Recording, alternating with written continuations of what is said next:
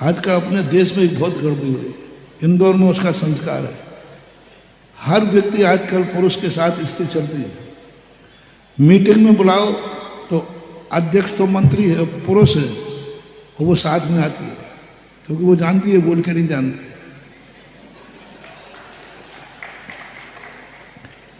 पंचायतों के चुनाव में ज्यादातर होता है, सरपंच कौन लड़ी है, कौन लड़ा, पुरुष, पत्नी लड़ी है, और काम कौन करता है,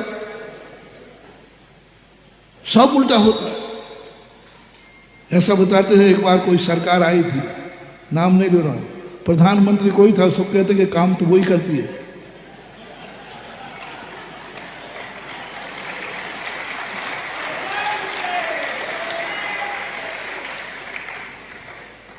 तो ये स्थिति बन जाती, बस वही। अब बताओ, जनता ने वोट किसको दिए हैं और काम कौन कर रहा है, दूसरा। अरे बुद्धू चंदो, कम से कम स्त्री के सामने तो बुद्धिमान बन जाओ, वो तो ये तो कह सके कि नहीं, हमसे ज्यादा अकल इनमें है। सुदामा की पत्नी कहती, तो मुझे मालूम है, पूरी एक एक चीज रटाई थी, स्वयं जान नहीं सकती थी, क्योंकि जानते ही नहीं थे। उस समय उसका विवाह हुआ ही नहीं था, श्री कृष्ण जानते ही नहीं। रास्ते भर सोच के चले गए, ये कहना है, ये बताना है, ये दुख सुनाना है, ये सहायता लेना है। जैसे ही द्वारका पहुंचे, द्वारका में पहुंचते ही द्वारका का वैभव देखा, सुदामा दुख भूल गए। मेरा कन्हैया इतना बड़ा आदमी, मेरा कन्हैया इतना बड़ा आदमी, मेरा कन्हैया के ये महल, और बस अंदर पहुंचते हैं, बीच की कहानी नहीं कह रहा होगी, कृष्ण को देखकर नाचने लगे। कन्हैया तू सिंहासन में, इतने राजा महाराजा। सुदामा अपना दुख भूल गए और कृष्ण के सुख में झूम गए। कृष्ण कहते हैं, पागल हो गया, वो तो सब जान गए थे हालत देखकर। ये इतना दुखी है, इसके कपड़े बता रहे हैं, इसका चेहरा बता रहा है, ये तो नाच रहा है।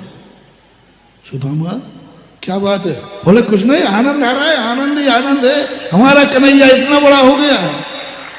अरे भाई, तू कन्हैया के गुणानुवाद कर रहा, पहले अपने दुख की कहानी तो सुना। सुदामा क्या बात है, सब कुशल तो है? अरे हमारे कन्हैया के कुशल, हमारी कुशल। एक ही शब्द निकले, मेरा कन्हैया इतना, मेरे कन्हैया ये, मेरा कन्हैया द्वारकाधीश, मेरा कन्हैया। गुणानुवाद करने में नाच गया सुदामा।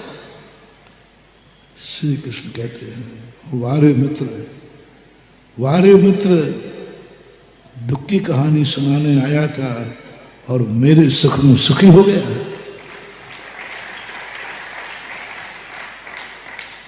तुम समझते हो श्री कृष्ण ने दुखी की सहायता की है? नहीं, श्री कृष्ण ने सुखी की सहायता की है। मेरे से दुख छुपा रहा है? नहीं, इतना सुखी मेरा कन्हैया, मेरा दुख सुनकर के दुखी हो जाएगा। मैं जिंदगी में कन्हैया को सुख नहीं दे पाया तो दुख भी नहीं दूंगा। इसके सामने इसकी बेइज्जती होगी कि तेरा मित्र ऐसा गरीब है। नहीं, मेरा कन्हैया अमीर है। कुछ नहीं, एक नहीं बताया, 6 दिन 7 दिन हो गए, लेकिन श्री कृष्ण समझ गए थे। उन्होंने उसी दिन सारा माल वहां भेज दिया और कहा, सुदामा ने सब कुछ बता दिया है, तो सुदामा को ये सब कन्हैया ने भेंट में दिया है, तो सुदामा ने अपने घर में भेजा है। क्या तुम भगवान के दरवाजे सुदामा बन सकोगे? क्या बन सकोगे सुदामा? क्या हंस सकोगे रोते हुए? दुख को सुख में बदल दोगे? बस यही कहानी जैन सम्यक दृष्टि भक्त की होती है। भगवान का दरवाजा देखकर नाच रहा हो, भाग्य मेरो उदय आयो, नाच रहा है, मेरा भगवान इतना बड़ा। मेरा भगवान केवल ज्ञानी, मेरा भगवान अनंत सुखी, मेरा भगवान सर्वज्ञ, मेरे भगवान का समोषण, मेरे भगवान के अष्टप्राध्याय। बस अरे तू अपनी दुख की कहानी तो सुना। बोले नहीं, मेरा भगवान सुखी है, यही मेरा सुख है। मेरा भगवान महान है, यही मेरा सुख है। मेरा भगवान का बस मैं इसी में सुख हूं। नाच पड़ो, नाच, गुणानुवाद किए जाओ भगवान के गुणानुवाद। बस तुम्हारी किस्मत बदल जाएगी,